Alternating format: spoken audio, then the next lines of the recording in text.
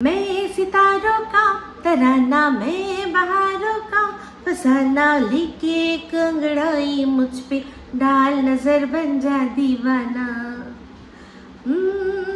रूप का तुम हो खजाना, तुम हो मेरी जान ये माना, लेकिन पहले दे दो मेरा 5 रुपया 12 आना। 5 रुपया 12 आना मारेगा भैया ना ना ना ना।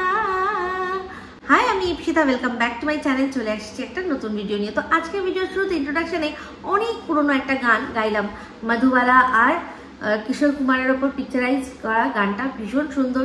তো গানটার বক্তব্য কি যে যতই সুন্দরী হও তুমি, যতই তোমার সৌন্দর্য দেখাও না কেন, কিন্তু ভাই আমার খাটনির পয়সা 5 রুপইয়া 12 আনা সেটা তো আমি দিতে পারবো না। তো অনেক দিন মনে হলো এই গানটা গাওয়া হয় না, তাই জন্য একটুখানি গাইলাম। যদিও আমার গান কোনো গানই গাওয়ার মতো গলা পারমিশন দিচ্ছে না। তো যাই হোক, চলে আসি এখন সোজাসুজি ভিডিওর মধ্যে। তো ভিডিওর মধ্যে এখন কি নিয়ে ভিডিও হচ্ছে? ভিডিও হচ্ছে এখন সুপ্রিম নিয়ে। এক হচ্ছে শু আর হচ্ছে তার রিম, শুয়ের রিম, রিমের শু, সেই নিয়ে নাকি সুপ্রিম।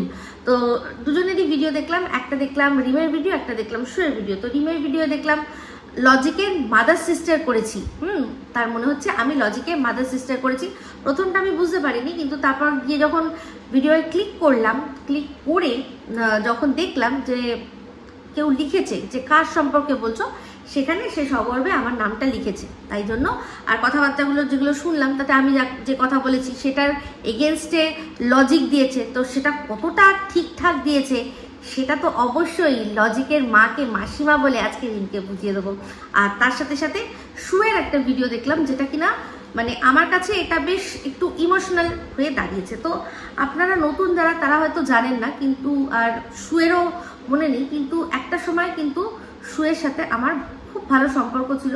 যখন ওর সাথে আমার সম্পর্ক জাস্ট ছেদ হয়, অ্যাকচুয়ালি পুরো ঘটনাই আপনারা জানেন, কিন্তু ও একটা কথা বলেছিল যে আমাকে ও খুব অল্প সময়ের মধ্যে খুব ভালোবেসে ফেলেছিল। সেই জন্যই ওর জীবনের একটা বেশ গুরুত্বপূর্ণ খবর, যেটা ও সবার আগে আমার সাথে শেয়ার করেছিল। ঠিক আছে, মনে আছে? তো সেটা হচ্ছে ওর বোন যখন প্রেগনেন্ট, তখন এই খবরটা নাকি ও যখন জানতে পেরেছিল সবার আগে নাকি আমার সাথেই শেয়ার করেছিল, সেটা ও বলেছিল। তো যাই হোক, ও আমায় বলেছিল কাউকে বলতে না। আমি শেষ দিন অবধি, যতদিন না এই জিনিসটা পাবলিক হয়েছে অন্যান্য জায়গা থেকে, আর যতদিন না ওর তরফ থেকে সেরকম কিছু এসছে, ততদিন আমি কিন্তু পাবলিক করিনি। আমি বলেছিলাম যে যখন ওর সাথে আমার একটা আর কি ঝামেলা চলছিল, তখন বলেছিলাম যে তুই এত ভালো, তোর সাথে আমার সম্পর্ক, তুই আমাকে বললি ওই কথাটা, ওই আমি তো সেটা বললাম না কাউকে। তো যাই হোক, এটা ইমোশনাল, কারণ দেখলাম যে ওর ভিডিওর মধ্যে বললো যে আজ 2.5 বছর পরে আমি বুঝতে পারছি যে এখন আমি যে ভিডিওগুলো যেরকমভাবে করছি সেটাই হচ্ছে দ্য রাইট ওয়ে। তো ও তো ভীষণ মিথ্যেবাদী, আপনারা ভালো করে জানেন। ও ভীষণ মিথ্যে কথা বলে। আমি জানি না ও স্বীকার করবে কিনা, কিন্তু ওর সাথে আমার যতবারই গিনি চুনি বার যে কথা হয়েছে, সেখানে কিন্তু প্রত্যেকবার ওকে আমি একটাই কথা বলেছি যে রাগের মাথায় ভিডিও করবে না। এখানে যারা তোমার সাথে তুমি যাদের এগেনস্টে ভিডিও করছো তারা কেউ তোমার শত্রু নয়। তো কথা বলবে যখন রাগের মাথায় কোনো কথা বলবে না, কারণ রাগের মাথায় মানুষ ভুল কথাই বলে। সেরকম দেখুন, রাগের মাথায় ও যে কথাগুলো বলেছে, আমাকেও বলেছে, তার জন্য কিন্তু তাকে ওর জাস্ট প্রমাণ দিতে হবে। তো যা এখন যেভাবে বলছে, সেই জিনিসটা যদি প্রথম থেকেই মেনটেন করতো, তাহলে আজকে এই যে এতগুলো কেসের মালা ওর গলায়, সেগুলো হয়তো মালাগুলো পড়তে হতো না। কিন্তু ওই যে হয় না, মানুষ যখন ঔদ্ধত্য বা একটা এমন প্রচুর মানুষের ভালোবাসা পেয়ে, আশকারা পেয়ে একটা এমন জায়গায় পৌঁছে যায়, আমি যা করছি সব ঠিক বলছে লোকে, যা বলছি সবটাই লোকে হ্যাঁতে হ্যাঁ মিলাচ্ছে, তখন বলে না, কবি কবি লাগতা আপুরিচ ভগবান হ্যাঁ। এই জিনিসটা ওর মধ্যে এসেছিল। আমি জানি না পুরোপুরি গেছে কিনা, কিন্তু এখন যেভাবে ও কন্ট্রোভার্সি করছে, অ্যাকচুয়ালি আমি বরাবরই চাইতাম যে ও ঠিক এরকমভাবেই করুক। হিউমার আছে, মজা আছে। এরকম হতে পারে না যে আপনারা খুঁজে পাবেন না যে এর অনেক ভিডিওর মধ্যে যেগুলো মজা মজা করে, সেখানে আমিও গিয়ে কিন্তু ওকে বলেছি যে হ্যাঁ ভালো হয়েছে। এমনকি ও আমার পুরনো ভিডিওতেও আপনারা ওর কমেন্ট পাবেন, আর ওর ভিডিওর মধ্যেও ও অনেকবার আমার নাম নিয়েছে, আর আমার ভিডিওর মধ্যেও আমি ওর নাম নিয়েছি।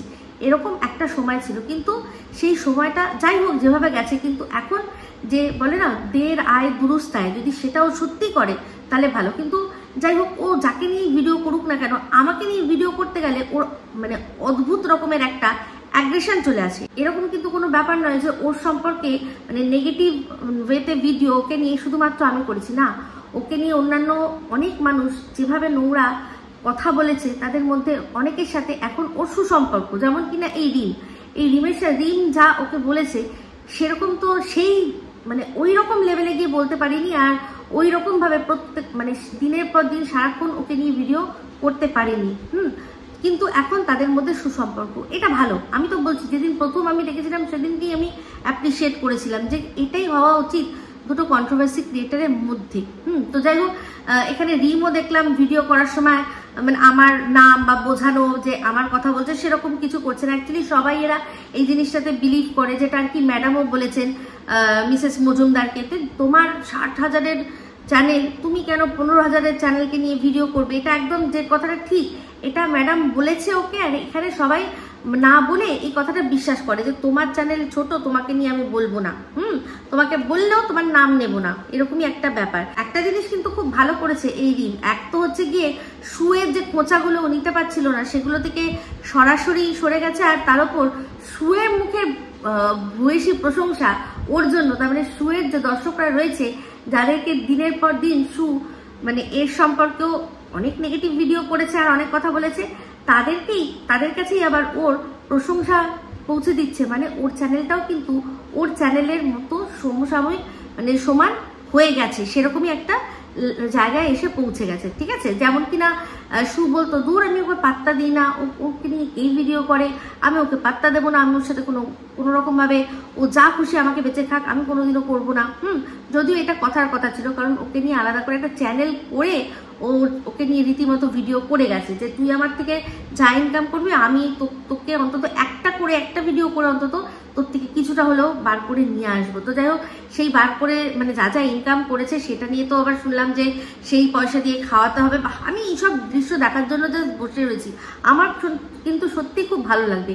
তো যাই হোক, এ তো গেল শুয়ের রিমের কথা। এবার চলে আসি সুতোর ভিডিওর মধ্যে যে কথাগুলো শুনলাম। তো সেই কথাগুলো কিন্তু অ্যাকচুয়ালি আমারও কথা। আজকে ও বলছে ওর কিমাকে বলছে যে কিমা, যখন প্রথম এই জিনিসগুলো হচ্ছিল, যখন ওই আসানসোল বালির কেসটা সামনে আসলো, তখন কেন এত ঢেকেছিলি? তখন যদি না ঢেকে সবকিছু উতলা করে দিতিস, তাহলে আজকের ডেটে দাঁড়িয়ে এত কিছু হতো না। এই কথাটাই কিন্তু আমি বারবার বলতে চাইছি যে আসানসোল বালির ঘটনা সামনে আসেনি, তারও আগে আমি কোনো সোর্স থেকে, সেই সোর্সটা আপনাদের বলে দিয়েছি, আমি সাবধান করেছিলাম। তখনই আমি কথাটা কি বলেছিলাম, যে এত তাড়ার কি রয়েছে? তুমি সদ্য একটা সম্পর্ক থেকে বেরিয়েছো, আমি জানি তোমার শখ আহ্লাদ আনন্দ সব রইবে, তোমার 6 মাস হয়ে গেছে, তোমার বউ তোমার বাড়িতে নেই, সব তোমার পজিশনটা বুঝতে পারছি, কিন্তু যা করবে একটু ভেবে চিন্তে করবে। তো সেই কথাটাই যদি তখন আমার সাথে সমস্যারে সবাই বলতো, আর এই যে দিদি যাকে ভাই তখনও জমের মতো ভয় পেত, দেখো দিদিও বলেছে ভাইও বলেছে, ভাইও কিন্তু নিজে স্বীকার করেছে যে আমি দিদিকে জমের মতো ভয় পাই, আর দিদিও বলেছে যে ভাই কিন্তু আমাকে জমের মতো ভয় পায়, আমি যা বলবো এক কথা, ওকে সেটা করতেই হবে। এটা কিন্তু দুজনেই দুজনের সম্পর্কে বলেছে, আমরা কোনো গোপন কথা বলছি না।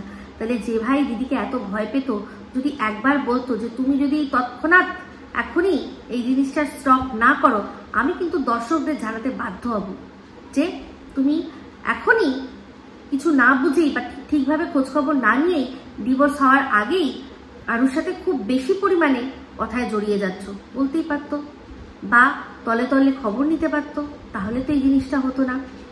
কিন্তু যাই হোক, বিষয়টা আমি তখন তুলেছিলাম, তখন কারোর সাথ পাইনি, কিন্তু আমি আমার বিবেকের কাছে সারা জীবন পরিষ্কার থাকবো যে আমি একটা চেষ্টা করেছি।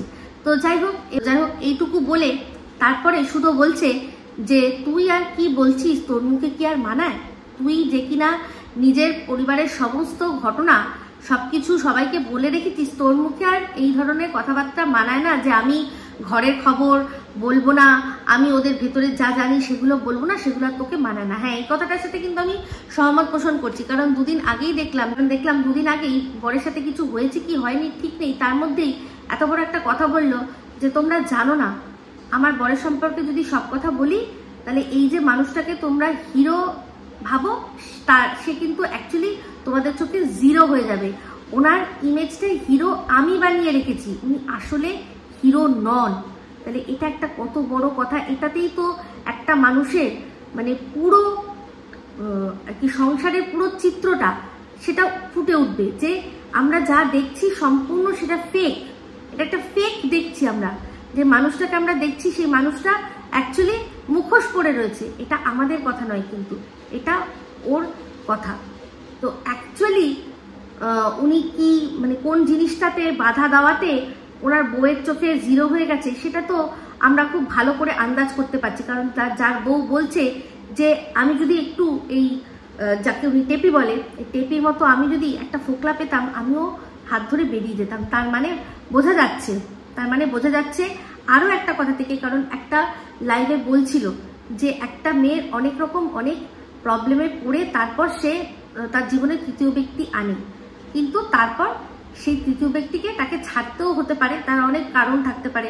সে নিজের হয়তো ফ্যামিলি ছেড়ে বেরোতে পারলো না, বা যে ওর হাতটা ধরেছিল সে হয়তো ফ্যামিলি ছেড়ে বেরোতে পারলো না। তার মানে বুঝতে পারছেন এই যে কেসটা আমাদের ম্যান্ডির ক্ষেত্রে হয়েছিল, যে ভুল সে সরে গেছে, হয়তো এরকমই বলছে যে সে সরে গেছে তাই জন্য আমি করতে পারিনি। তাহলে বলুন, তাহলে সে কি করে আরো একজন মানুষ যে কিনা এই সেম প্রবলেমে পড়ে রয়েছে তার মূল্যায়ন করে, তাই না? কি অদ্ভুত না, কি অদ্ভুত ব্যাপার না? তার তো তাহলে আরো বোঝা উচিত। তার তো অ্যাকচুয়ালি আমাকে বলেছিল না যে আমি বরাবরই টিনের হয়ে পজিটিভ ভিডিও করতে চেয়েছি কিন্তু পারিনি। হ্যাঁ, আমি পারিনি এই কারণেই, কারণ এই পরকীয়াটার জন্য। কিন্তু যে নিজে এরকম ভাবে মানে নিজে রিয়েলাইজ করেছে যে হ্যাঁ কোনো কারণে বরকে ছেড়ে এরকম করতে পারা যায় বা বরের সাথে থেকেই জিনিসটা করা যায়, তার তো তার পাশে গিয়ে দাঁড়ানোর উচিত ছিল, তাই না? কিন্তু দিনের পর দিন সে এটা নাকচ করেছে। কিন্তু তারও একটা কারণ আছে, তার কারণ এটাই। আমি কিন্তু যখন প্রথম কথাটা হয়েছিল শুনেছিলাম যে তোরও তো এরকম কেস আছে, তুই কি করে টিমকে নিয়ে কোনো কথা বলিস। আমি কিন্তু তখন একটা কথা বলেছিলাম যে যার যদি সত্যি কারোর পাস্টে এরকম ঘটনা থাকে আর সে সেখান থেকে বেরিয়ে যেতে পারবে না, কোনো কারণে না যেতে পেরে যদি আবার সংসার করতে বাধ্য হয়, তাহলে সেই একমাত্র মানুষ যে কিনা টিমকে ভালোভাবে বোঝাতে পারবে যে এই পরকীয়ার সম্পর্কে কোনো ভবিষ্যৎ বলে কিছু নেই, কারণ সে হয়তো তার জীবনে সেটা উপলব্ধি করেছে। এগুলো সব কিন্তু দেখুন তারই ভিডিওর মধ্যে থেকে, তারই লাইভের মধ্যে থেকে বলা কথার থেকেই আজকে এই সুতো কথা তুললো, তাই জন্য আপনাদের সামনে বললাম। তো যাই হোক, যেটাই হোক, আমার বক্তব্য একটাই, যদি আমি বেরিয়ে গেছি তাহলে ডিভোর্স দিয়ে বেরিয়ে যাব, নতুন করে জীবন তো শুরু করব, সেটাও মন থেকে করবো। আর যদি মনে করি যে না আমি ওই বাইরের যে সম্পর্ক সেই সম্পর্ক ছিন্ন করে ঘরে এসেছি, তো তখন আমি পুরো ঘরের হয়েই থাকবো। কিন্তু নাহলে এইরকম সবসময় এই একটা দুনৌকায় পা দিয়ে চলা, এই জিনিসটা কি হবে, একসময় না দুপাশেই দুটো নৌকা সরে যাবে আর তাকে মাটিতে মুখ থুবড়ে পড়তে হবে, মানে জলে পড়ে যেতে হবে। এটা কিন্তু সত্যি কথা। তো যাই হোক, এই কথাটার সাথে আমি সহমত পোষণ করলাম। যাই হোক, যে সুতো এত বড় বড় ডায়লগ দিচ্ছে যে ফ্যামিলির বিষয়টা তুই কি বলছিস, তুই তোর ফ্যামিলি কেচ্ছা সামনে নিয়ে এসছিস, কিন্তু অ্যাকচুয়ালি এই সুতোও কিন্তু নিজের ফ্যামিলি কেচ্ছা সামনে নিয়ে এসছে, না হলে আমাদের পক্ষেও জানা অতটা ইজি হতো না। আজকে নিজের বরকে নিজেই প্রত্যেকটা সময় বিভিন্ন রকম ভাবে সে ছোট করে, নিজের দর্শকদের কাছে বুঝিয়ে দেয় যে তার হাজবেন্ডের কথা তার কাছে কোনো দাম নেই। প্রথমত তার ইনকাম, সে কত টাকা ইনকাম করে, সেই টাকায় সংসার চলে কি চলে না আমরা কেউ কিন্তু জানতে চাইনি, কিন্তু এ নিজেই সিম্প্যাথি নেওয়ার জন্য যে আমাদের একদম ইনকাম নেই, আমাদের পয়সা নেই, তোমরা আমাকে বেশি করে ভিউজ দাও, সেই জন্য এই কথাগুলো সে বলেছে যে বরের তো আমার ইনকাম নেই, যে টাকা ইনকাম করে সে টাকায় সংসার চলে না, তার মানে কি করতে হবে না আমাকে ইনকাম করতে হবে। নিজের বরকে নিজে ছোট করেছে প্রত্যেকটা সময় এমন কথা যে আমার বর এটা বারণ করেছে আমাকে করতে, পরবর্তীকালে দেখা যাচ্ছে সেই জিনিসটাই করছে। তাহলে বলুন যে এর বরকে ছোট করতে কি অন্য কাউকে লাগে, একে নিজেই কি যথেষ্ট নয়? নিজের বাড়ির কেচ্ছা বলেছে, আমার বাড়িতে শ্বশুরবাড়িতে যা কেচ্ছা রয়েছে না, আমি মুখে তালা দিয়ে রয়েছি বলে, জিপ লাগিয়ে বসে আছি বলে, যেদিন আমার অন্য কিছু থাকবে না সেদিন আমি আমার পারিবারিক কেচ্ছা বেচবো। তাহলে বলুন, সে নিজেই কিন্তু বলছে, তাহলে তারও আবার কি এই মিসেস মজুমদারের মূল্যায়ন করা সাজে? কিন্তু আমাদের বাড়িটিতে এটাই হয়, এটাই চলে এসেছে বরাবর। তো যাই হোক, আজ এখন এই সুতো বলছে যে টিনের বয়ফ্রেন্ড, যে মানে যে কিনা আর কি, যার সম্পর্কে টিন লিখে দিয়েছিল যে হ্যাঁ আমি একেই ভালোবাসি, এর সাথেই সংসার করব, তাকে বলছে সে মস্ত বড় ফ্রড, সে মস্ত বড় ফ্রড। তার তো ফ্রডগিরি আমরা প্রথম থেকেই দেখেছি, এ দেখতে পাইনি। উল্টে বলেছিল যে এই ছেলের সাথে ওর জীবন অনেক ভালো হবে। যেই ছেলেটা সমস্ত কিছু ছেড়ে দিয়ে ওর জন্য এসছে, তার সাথে ওর জীবন খুব ভালো হবে। কি ছেড়েছেটা কি, আর কেনই বা ছেড়েছে, আমরা কি কিচ্ছু তখনও বুঝিনি না এখনো বুঝতে পারছি না। তো যাই হোক, চলে আসি এবার রিম। তো রিমের ভিডিও দেখলাম, রিমের ভিডিওর মধ্যে প্রথম ভিডিওতে একটাও ভিডিও ক্লিপ ব্যবহার করলো। তো প্রসঙ্গত জানিয়ে রাখি, এই সুতোর যখন সন্তানহীনতা নিয়ে কথা হয়েছিল, তখন এই ভিডিও ক্লিপটা না, এই ঘটনাটা, একজন পাঞ্জাবি মহিলার ঘটনা, এই ঘটনাটাকে আমি রেফারেন্স হিসাবে ব্যবহার করে বলেছিলাম যে এই সুতোর বয়স কত। এখনই যে সবাই বলছে যে ওর হবে না, ওরা সম্ভাবনা নেই, এটা সম্পূর্ণ ভুল। প্রথমত এই ঘটনাটা দেখিয়েছিলাম পাঞ্জাবের এক দম্পতি, আর তাছাড়াও আমাদের এখানে পশ্চিমবঙ্গে একজন, তার বিয়ের 31 বছর পরে তার ঘরে পুত্র সন্তান হয়েছিল, সেই ঘটনাটাও রেফারেন্স হিসেবে দিয়েছি। তো রিম এখন আমাকে এটা দেখিয়ে বোঝানোর চেষ্টা করছে, এই যে আমি বলেছি যে ঝিমি সাহা যদি বাই এনি চান্স এই বাচ্চার বাবার সাথে তার বিয়ে হয়, তাহলে খারাপ কিছু হবে না, কারণ তার বয়স 41, সে এখন সে অলরেডি একটা বাচ্চার মা, তাকে আর নতুন করে প্রুফ করার ব্যাপার নেই যে সে বাচ্চা প্রসব করতে পারে কি পারে না, তাকে কেউ আঙুল তুলবে না। তাই জন্য সে কি হবে, সে ঝাড়া হাত পা থাকতেই পছন্দ করবে। সেক্ষেত্রে সে হয়তো, যদি হয়ও তার জীবন সঙ্গিনী হয়, তাহলে সেক্ষেত্রে তার নিজস্ব কোনো বাচ্চা আনার কোনো প্রবণতাটা থাকবে না, যেটা কিনা অন্যান্য যে কোনো যদি দেখে অল্প বয়সী মেয়েকে দেওয়া হয়, তার মধ্যে কিন্তু সেই প্রবণতাটা থাকবে যে আমার তো একটাও বেবি হয়নি, তাহলে আমি কেন একটা বেবি নেব না। মা প্রসব করাটাকে, মানে সন্তান প্রসব করাটা কিরকম, সেটার তো আমি কেন বঞ্চিত হব, সেটা কিন্তু হতে পারে। কিন্তু এর ক্ষেত্রে সেটার প্রবণতাটা থাকবে না বলেছি। আমি বলিনি এটা হতেই পারে না বা হবেই না, কি করে কেন বলবো? 40 ইয়ার্সে হবে না আমি কেন বলবো? আমার কি যেন বলে, ছেলে যখন হয়েছে আমি তখন 40 হতে আর কত বাকি, খুব বেশি বাকি ছিলাম না। তাহলে আমি নিজে ওই রকম প্রায় বয়সীতে আমি গিয়ে আমার একটা বেবি ডেলিভারি করে আমি এটা কি করে বলবো যে ওটা ওর হবে কি হবে না? আমি বলেছি যেহেতু ওর অলরেডি আছে, ওর আর নতুন করে কাউকে এটা বলতে হবে না যে হ্যাঁ আমি বাচ্চা হবার, মানে যেই কথাটা আমরা অনেক সময় সুতোকে যেটা সবাই বলে, সেটা ওকে কেউ বলবে না, এটাই বলেছিলাম।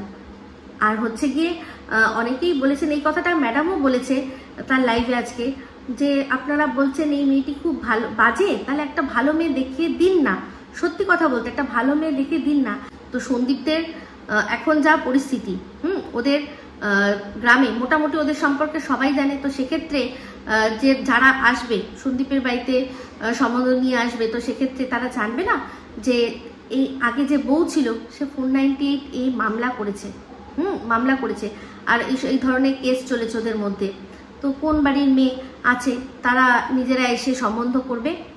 কেউ গ্যারেন্টি দিতে পারেন? দেবেন গ্যারেন্টি? তাহলে সেক্ষেত্রে যদি আপনারা সত্যিকারের ভালো একটা মেয়ে দেখে দিতে পারেন, দিন না, বলে দেবেন যে ডিভোর্স হবে, ততক্ষণ অবধি কিন্তু অপেক্ষা করতে হবে। কিন্তু আপনাদের গ্যারেন্টি নিতে হবে, লিখে দিতে হবে যে আপনাদের দেখা সেই মেয়ে সন্দীপের বাড়িতে আসলে সে সোনা বাবার প্রকৃত মা হবে, আর সে পুরো সংসারের দায়িত্ব সামলে সন্দীপ তার সাথে বিয়ে করে খুব সুখী হবে। এটা কিন্তু লিখে দিতে হবে। যদি লিখে কেউ না দিতে পারেন, তাহলে বলবো যে সন্দীপ যেটা করছে সন্দীপের ওপর ছেড়ে দিন। ওর ওপরে ওর বাবা মা রয়েছে, গার্জিয়ান রয়েছে, যদি তাদের কথা এখন এটাই বলতে পারি যে তারা হয়তো আর কোনো দায়িত্ব সেরকমভাবে নিতে চাইবেনও না, কারণ একবার তারাই দেখে দিয়েছেন মেয়ে খুব সুন্দর, ডানা কাটা পুরি, খুব সুন্দরী দেখতে, অল্প বয়স, ব্রাহ্মণের মেয়ে, সমস্ত একদম A1 সম্বন্ধ সন্দীপের হয়েছিল। এরকম হয় না, তাতে তার লাভটা কি হলো বলুন? কি লাভ হলো? কি পেলো ওদের পরিবারটা? কি পেলো? তাহলে এই কথাগুলো বোকা বোকা বলে তো কোনো লাভ নেই। আমার বক্তব্য একটাই, যে করবে, যার লাইফ, সে ভাই তাকেই দায়িত্ব দেওয়া হোক, তাকেই দায়িত্ব দেওয়া হোক। সে যা করার সে নিজের জন্য করবে, কারণ এর আগে ওর ডিসিশন অনেক ওর বাড়ির লোকরা নিয়েছে, কিন্তু কোনো লাভ হয়নি। তো যাই হোক, এবার চলে আসি রিম। তো রিম যে কথাটা বলেছে, এক তো হলো এরকম যেরকম কোনো ব্যাপার নেই যে 40 বছর হয়েছে বলেই তার বাচ্চা হবে না বলিনি, আমি বলেছি হয়তো সে নেবে না, কারণ অলরেডি তার রয়েছে। আশা করি বোঝাতে পারলাম ভালো করে। কথাগুলো তাহলে শোনোনি আমার, ঠিক আছে? তো তারপর যে যুক্তিটা তুমি দিলে যে ওর জীবন ও যেরকমভাবে খুশি কাটাতে পারে, তুমি বলছো হ্যাঁ আমার সম্পূর্ণ তাতে কিন্তু যেটা বলে সমর্থন রয়েছে, যে হ্যাঁ ও কারোর সাথে কথা বলতে পারে, কারোর সাথে গল্প করতে পারে। তারপর যে কথাটা বললে যে তুমি যদি গু খাও আমি তো আর গু খাবো না, তুমি যদি গু খাও আমি তো আর গু খাবো না। অবশ্যই আমি বুঝতে পারি যে তোমার হাজবেন্ড সবসময় বাড়িতে থাকে না, তো তুমি একটা ভালো ড্রেস আপ করলে তোমার কাউকে ছবি পাঠিয়ে হয়তো ওপিনিয়ন নিতে হয়, যে কেমন লাগছে আমাকে, কিন্তু আমার ঘরে আমার হাজবেন্ড আছে, অ্যাভেলেবেল রয়েছে। তাহলে সেক্ষেত্রে আমি যদি তাকে ছাড়িয়ে গিয়ে অন্য কাউকে ওপিনিয়ন চাই, তাহলে সেটা অন্যায় হবে, তাই না? তাই প্রত্যেকটা মানুষের কিন্তু সিচুয়েশন আলাদা হয়। তোমার তো আরো বেশি করে বোঝা উচিত, আমি যতদূর জানি তোমার আরো বেশি করে সন্দীপের অবস্থাটা বোঝা উচিত। তো আমরা যেরকম যাদের হাজবেন্ডরা কাছে পিঠেই কাজ করে, মোটামুটি সবসময় অ্যাভেলেবেল, তারা আমরা যদি তোমার সিচুয়েশনটা দিয়ে নিজেদেরকে বিচার করি, চলবে না। তুমি অনেকটা সময় খালি পাও, তোমার হাজবেন্ড বাড়িতে থাকে না, বাচ্চাদের সময় দিয়েও তোমার অনেক এক্সট্রা টাইম থাকে সমস্ত কিছু করে, তারপর মনে হয় যে কারোর সাথে দুটো কথা বলি, দুটো মনের ভাব প্রকাশ করি, তাই না? তাহলে সেক্ষেত্রে বলো ওর তো কেউ নেই, তোমার তো আরো বেশি করে বোঝা উচিত, বুঝতে পারছো না? আমি গু খাই না খাই, তোমার কিন্তু গু খেয়ে হলেও ওর কথাটা বোঝা উচিত, কারণ অলরেডি সেরকম বিষয় আমরা শুনেছি। আশা করি বোঝাতে পারলাম। তো যাই হোক, আমি বলেছি যে এই যে হনু সোনা যে কথাগুলো এই ঝিউর সম্পর্কে বলেছে, সেগুলো সবকিছু চোখ বন্ধ করে কি করে বিশ্বাস করে নেওয়া যায়। তো আমার এই কথার পরিপ্রেক্ষিতে তুমি ও মাই ডগস টাইপ কিরকম একটা লজিক দিলে, যে তাহলে সন্দীপও যে কথাগুলো টিনের সম্পর্কে বলেছে সেগুলোই বা চোখ বন্ধ করে কি করে বিশ্বাস করা যায়। অবশ্যই ও মাই ডগস টাইপেরই লজিকটা তোমায় দেব। বলি, সন্দীপ তার বই সম্পর্কে যা বলেছে, যেগুলো বলেছে, তারপর কিন্তু মানে যখন প্রথম চলে গেছে তখন কিছুই বলেনি, কিন্তু তারপর আস্তে আস্তে যে কথাগুলো উঠে আসছে, কেন উঠে আসছে? ওপাশ থেকে ইন্টারভিউ দিচ্ছে, এই তোমার শুয়ের চ্যানেলেই মানে আমার শু তো তোমার শু, তার চ্যানেলেই বসে বসে যখন ইন্টারভিউগুলো দিয়ে নিজেকে মহান সাজাচ্ছে ওই ফোকলা, তখন সন্দীপ মুখ খুলে বোকার হদ্দ বলে তার বউকে বেশ কিছু কথা বলেছে, আর কিছু কথা আমাদের শুনিয়েছে। আশা করি বোঝাতে পারছি। কিন্তু তারপরে সন্দীপ এটাও বলেছে, যখন জানতে পেরেছে তখন এটাও বলেছে যে নোংরা আর ঘাটবো না। কিন্তু এই যে তোমার হনু সোনা, সেই হনু সোনা সমস্ত কথা মানে গল্প কথা ঝিউর সম্পর্কে শুনিয়ে তারপর আবার বলছে যে আমি ওকে আবার ঘরে তুলবো। তাহলে বলো ও মাই ডগ টাইপস এই লজিকে মাকে মাসিমা বলতে পারলাম কি পারলাম না? কোনটা তাহলে বেশি গ্রহণযোগ্য হলো? সন্দীপ বলছে প্রথম যখন মানে যতদিন ওর অবধি ওর আশা ছিল যে ও সংসারটা করবে, সংসারটা জুড়বে, ততক্ষণ কিন্তু সে তার বউয়ের সম্পর্কে সেরকম কিছু বলেনি। যা ঘটনা ঘটেছে তারপরে কেঁদে কেঁদে ক্ষমা চেয়ে তাকে আনার চেষ্টা অনেকবার করেছে, তাই তো? তুমি তোমার ভিডিওর মধ্যে তো বলেছো, যখন তোমার এই যখন তোমার শু দালাল ছিল তখন তো বলেছো চোখে দেখতে পাসনি ও কিরকম ভাবে চেষ্টা করেছে সংসারটা জোড়া লাগানোর, এই জলপাইগুড়ি কাকুকে দিয়ে ভিডিও করে বলেছে না? তুমি বলেছো না? তাহলে তুমি তো সেই এফোর্টটা দেখেছো। কিন্তু যখন থেকে এই তোমার সু বলে দিল যে ও লিভ ইন করছে, তারপর আর যা যা সমস্ত কিছু চলে আসলো। যখন থেকে দেখলো সন্দীপ যে না আর এখানে ফেরার রাস্তা নেই, ও অনেক এগিয়ে গেছে, অনেক দূরে চলে গেছে, তখন যে বলেইছিল যে আর তো নোংরা ঘাটবো না। কিন্তু এই মনুসোনা সে হাজার নোংরা ওর দিকে ছড়াচ্ছে, ছড়িয়ে আবার বলছে যে সেই নোংরা আমি যেরকম করেছিল না ফেসিয়াল, সেরকম করে আবার ওকে ঘরে নিয়ে যাবে। তাহলে বলো কার কথাটা গ্রহণযোগ্য হবে আর কার কথাটা গ্রহণযোগ্য হবে না? তোমার মনে আছে কিনা জানি না, যখন এই টিন প্রথম চলে গেল, তারপর যখন মুখটা খুলে ও বলল কেন রে কেন, কেন রে কেন, কেন আমাকে ফোন করেছিস তুই, এই কথাগুলো যখন বলেছিল, তখন সন্দীপ আমাদের বলেছিল যে এই যে 16 থেকে এই যে 14 থেকে 17 সেই সময়, তারপর যখন ও চলে যায় আরো বেশ কিছু ওর কাছে ফুটেজ রয়েছে। এমনকি এই যে ফোনটা করেছিল, কি জঘন্য ভাষায় ও কথা বলেছিল সেটারও ফুল কল রেকর্ডিং সন্দীপের কাছে রয়েছে। অনেকবার বলেছে যে আমি দেখিয়ে দেবো, শুনিয়ে দেবো, কিন্তু তারপর কি বলেছে, দর্শকরাও ডিমান্ড করেছে হ্যাঁ শুনিয়ে দাও। সন্দীপ বলেছিল যে ওইগুলো যদি তোমরা শোনো তাহলে তোমরা মিলাতে পারবে না, যে টিনকে তোমরা চেনো এটাই সে, তোমরা মিলাতে পারবে না। শেষমেশ সন্দীপ তখনও কিন্তু আশা ছাড়েনি, বলেছিল থাক কি আর শোনাবো, কার কথা শোনাবো, আমার ঘরের মানুষটার কথাই তো শোনাবো যে কিনা আমার বাচ্চার মা, সেই জন্য থাক দরকার নেই, তোমাদের শুনতে হবে না। কিন্তু এই মনুসোনা, সেই মনুসোনা কি করলো, এই মনুসোনা এই ঝিউকে টেনে নিচে নামিয়ে সবার কাছে এক্সপোজ করার জন্য ওর কি না কি ধরনের ভিডিও সেগুলো অন্যের হাতে তুলে দিল। তাহলে এই যে এই মনুসোনার সাথে সন্দীপের তুলনা করেই তুমি বুঝিয়ে দিলে যে তুমি সন্দীপকে কতটা ভালোবাসো। আর এই যে বললে না যে আমি সন্দীপের বডি শেমিং করলাম, যে সন্দীপকে ভালো দেখতে না, দেখো আমি তো ওকে দিদির চোখে দেখি, শাহরুখ খানের দিদির চোখেও শাহরুখ খান বাদর, তো আমার কাছে সন্দীপ সবসময় সেরকমই থাকবে, আমার চোখে ওর সৌন্দর্যটা ওরকম ভাবে প্রকাশ পাবে না। আমি এটা দর্শকদের বলেছি, দর্শকদের কথা বলেছি, ওর যারা অ্যান্টি দর্শকরা রয়েছে অনেকেই ওর সৌন্দর্য নিয়ে কথা বলে, অনেক ক্রিয়েটাররা রয়েছে। এই যে তোমার শু এখন না হয় তোমার শু হয়েছে, সেই শুও কিন্তু দাঁত উঁচু, বেচু, চোখ পিট এরকম আরো অনেক কথা বলেছে, অনেক কথা বলেছে। আমি এটা ওর কোনো বডি শেমিং করিনি, ওর সম্পর্কে মার্কেটে ওর সৌন্দর্য সম্পর্কে যেটা প্রচলিত আছে সেটাই মনে করিয়ে দিয়েছি। আর আমার চোখে, আমি তোকে ভাইয়ের চোখে দেখি, আমার চোখেও দেখতে বাজে থাকবে, সব দিদির চোখে ওরকমই থাকে, যত সুন্দরী ভাই হোক না কেন তাদেরকে ওরকম ভাবেই বলে দিস তোকে কি বাজে দেখতে। আশা করি বোঝাতে পারলাম, হলো লজিকের মাকি মাসি। তো যাই হোক, রিমের এই যে ও মাই ডগস টাইপ যে ও লজিকগুলো দেয়, তার মধ্যে ওই যে যেটা বললো যে 40-46 কেন, মানুষ তার চেয়েও অনেক বেশি বয়সে গিয়েও ডিম ফোটাতে পারে, খুব ভালো কথা। যদি ফুটে যায় তাহলে কি হবে, তাহলে কি হবে, আরো যে অন্য কেউ আসবে তার তো অল্প বয়সী, তার তো ডিম ফুটবেই। তো সেক্ষেত্রে এই যে বাচ্চাকে নিয়ে এত কনসার্ন আমরা হয়েছি, তার নিজের মা হচ্ছে, তো যে বাচ্চাটার জন্য আমরা এতটা কনসার্ন হচ্ছি তার নিজের মা, কোকিলের মতো, একদম কোকিলের মতো মা, সে কাকের বাসায় ডিম পেড়ে দিয়ে চলে গেল, উড়ে চলে গেল।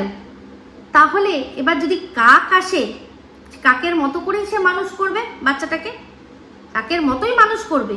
তো বক্তব্য এখানে এটাই, আমি বলিনি যে সে সন্তান সম্ভবা হতে পারবে না, আমি বলেছি যে যেহেতু তার অলরেডি একটা রয়েছে, তার নিজেকে মা প্রমাণ করার জন্য প্রসব করার তাগিদটা হয়তো থাকবে না, এটাই বলতে চেয়েছি। বোঝাতে পারছি হ্যাঁ এটাই। কারণ অনেকেই এরকম থাকে, যে আমি যে বলেছি না যে আমি সবসময় আমার ফ্যামিলির মধ্যে দিয়ে বলি, আমি ভাই আমার নিজের ফ্যামিলিতে আমার নিজের এক মাসিকে দেখেছি, তার আগের পক্ষের বাচ্চাকে আমি তো জানতামই না যে সে তার মানে নিজের সন্তান না, তার সতীনের সন্তান, পরবর্তীকালে জানতে পেরেছি। আমার নিজের মায়ের মাসতো দিদির ছেলে, সে যে আমার নিজের মাসির মেয়ে ছেলেই নয় আমি জানতামই না, পরে জেনেছি, অনেক পরে জানতে পেরেছি, একটু বড় হয়ে তারপর জানতে পেরেছি কথাবার্তার মাধ্যমে, আচরণে কোনোদিনও বুঝতে পারিনি। তাই এবার মানে একটা জিনিস আমি জানি যে বাচ্চারা সৎ মায়ের ঘর করতে পারে, কিন্তু সৎ বাবার ঘর করা খুব চাপের বিষয়। এখানে বাবা বিয়ে করবে কি না করবে এরকম ভাবেই সারা জীবনটা কাটাবে, কোনো কিছু তো আটকাচ্ছে না, আটকাচ্ছে তো কোনো কিছুতেই না। এই যে বলছে ঘুরছে বেড়াচ্ছে, হ্যাঁ ঘুরছে বেড়াচ্ছে, তো ঘুরছে বেড়াচ্ছে আমি দেখতে পাচ্ছি তো, কিন্তু ঘুরছে বেড়াচ্ছে যেটুকুর আমরা বলেছি যে হ্যাঁ সেটুকু আমরা সাপোর্ট করব, সেটুকুই সাপোর্ট করতে কেন মানুষ এত পিছিয়ে আসছে, আমি তো এটাই বুঝতে পারছি না। তার উপর মানে এই রিমের তো আরো বেশি করে বোঝা উচিত, সে তো আরো বেশি করে বুঝবে, আরো বেশি করে উপলব্ধি করবে, তাই না?